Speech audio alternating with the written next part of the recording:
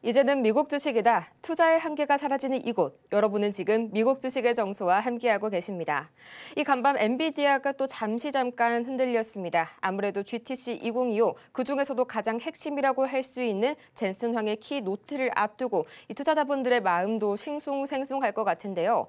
대형 이벤트가 쏟아진다면 너무나 좋겠지만 그럼에도 불구하고 엔비디아에 대한 기대감이 너무 높은 나머지 그 기대감을 충족하지 못한다면 주가가 급락하는 것은 어찌 보면 당연한 수순이겠죠.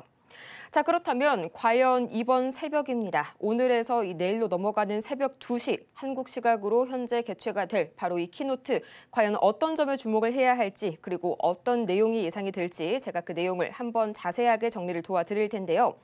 자, 바로 제목 보도록 하겠습니다. NVIDIA GTC 2025, What to Expect from this year's show. 이번 쇼에서 가장 주목해야 할 점이라고 되어 있는데요.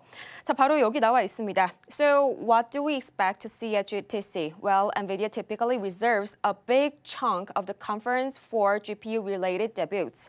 지금까지의 이 키노트에서 가장 핵심이 됐던 건요. 이때마다 항상 엔비디아는 GPU 관련 신제품을 내놨었습니다. 자, 그래서 이번에도 가장 확실한 거는요. 블랙웰 칩셋의 업그레이드 버전이 공개될 가능성이 큰데요. 그 첫 번째가 바로 블랙웰 울트라입니다. 이 최근 실적 발표에서 울트라가 올해 하반기에 출시될 예정이라고 다시 한번 젠슨 황이 확인을 해줬었죠. 주요 특징을 보자면요. 이 고성능 컴퓨팅 성능 그리고 대용량 무려 288GB의 메모리를 지원한다고 하는데요. 이 목적은 대규모 AI 모델을 훈련시키고 추론하는 데 있습니다.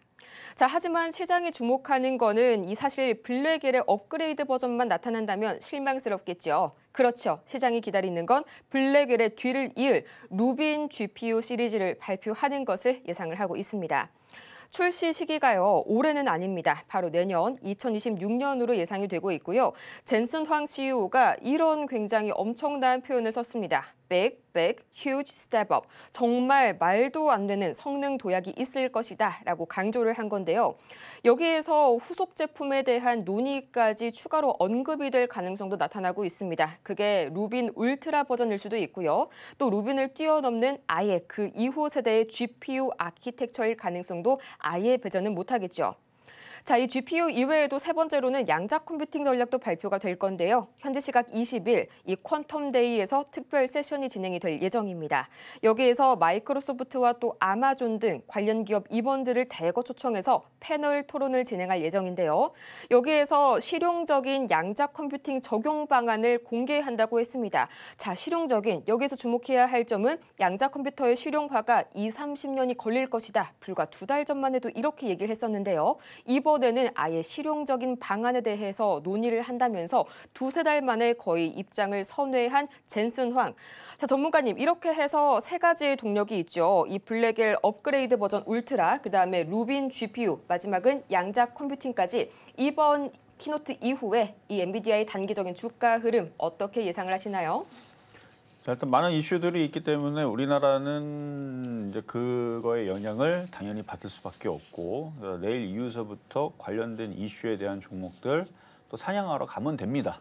엔비디아 주가는 사실 별로 관심이 없어요. 근데 왜 갖고 나왔느냐? 이슈 중심이 있으니까. 차트를 볼게요. 자, 우리나라 사람들이 가장 많이 갖고 있는 주식은 지금 테슬라라고 합니다. 두 번째가 엔비디아예요. 세 번째는 애플이고 잘 안 바뀌죠. 거기 내에서 왔다 갔다 해요. 그리고 걔네들이 가장 이슈도 핫하고 시가총액도 가장 크고 그렇습니다. 그러니까 엔비디아. 근데 엔비디아 차트를 보면 딱 제가 봐도 관심이 없게 생겼죠. 그러니까 여기서 바닥을 치고 여기서 걸리는 자리로 올라오니까 보유한 사람들은 우리나라 사람들이 두 번째로 제일 많이 갖고 있는 종목이라고 하니까 얘기하자면 그냥 뭐 크게 빠질 것 같지도 않고 크게 급등할 것 같지도 않고 그냥 그래요. 근데 얘가 만약에 크게 급등하는 일이 벌어진다. 뭔가 내일 이후에서 엄청나게 좋은 이슈를 갖고 와서 엔비디아가 앞으로 정말로 실적을 어마어마하게 낼 것 같은 기대감 때문에 얘가 돌파할 것 같다. 그러면 엔비디아를 살 게 아니고 엔비디아 때문에 움직일 수 있는 우리나라 주식으로 들어가야 됩니다. IT 섹터로. 엔비디아 관련 섹터 수혜주 이렇게 찾기 게임이, 그러니까 얘가 돌파가 되면. 근데 미국 주식 갖고 있는 사람들은 그냥 미국 주식 갖고 있으면 되겠죠. 근데 저라면 만약에 엔비디아가 돌파를 하게 되면 우리나라 주식에 관련 수혜주를 보시면 되고, 근데 그 가능성보다는 뭐 얘기 나오면 얘는 그냥 그렇게 크게 안 움직일 것 같아요. 오히려 올라오는 척했다가 다시 또 떨어지거나 좋은 얘기 나와도 뭐 이렇게 저점이 깨져갖고 조정이 세게 나오거나 이거는 생각하지는 않습니다. 어차피 내일 좋은 얘기 나오지 나쁜 얘기는 안 나오니까.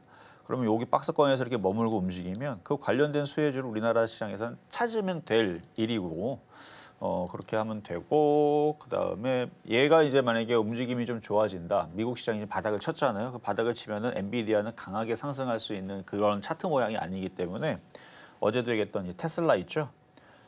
테슬라 이게 우리나라 사람들이 가장 많이 갖고 있는 종목이 테슬라라고 합니다.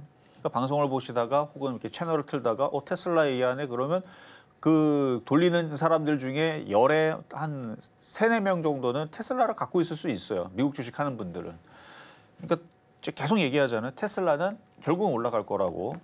그래서 결국 올라갈 건데 지금 저점에서 지금 이것도 올라가고 싶은데 아직 돌파는 안 나왔고 딱히 이슈가 없고 머스크가 예전에서는 막 이상한 얘기들을 계속 뽑아내면서 주가가 올라가도록 뭔가 했는데 요즘에 조용조용하죠. 조정받으니까 조용조용한 것 같아요. 올라갈 때쯤이 되면 뭔가 얘기를 또 나올 겁니다. 그래서 이거 갖고 있는 사람들은 괜찮아요. 테슬라 보유하시면 되고. 제가 그래서 이런 얘기들 저런 얘기들을 뭐 공개 방송에도 얘기하지만 그 초록 밴드에다가 시장의 느낌과 시장이 조정받을 건지 사야 될 건지 말아야 될 건지도 다 얘기를 해줍니다. 그래서 그런 것들이 도움을 받고자 하신 분들은 초록 밴드 밑에 하단에 있는 쪽으로 들어오시면 되겠고 테슬라는 절대 죽을 일이 없다. 결국은 올라갈 거다.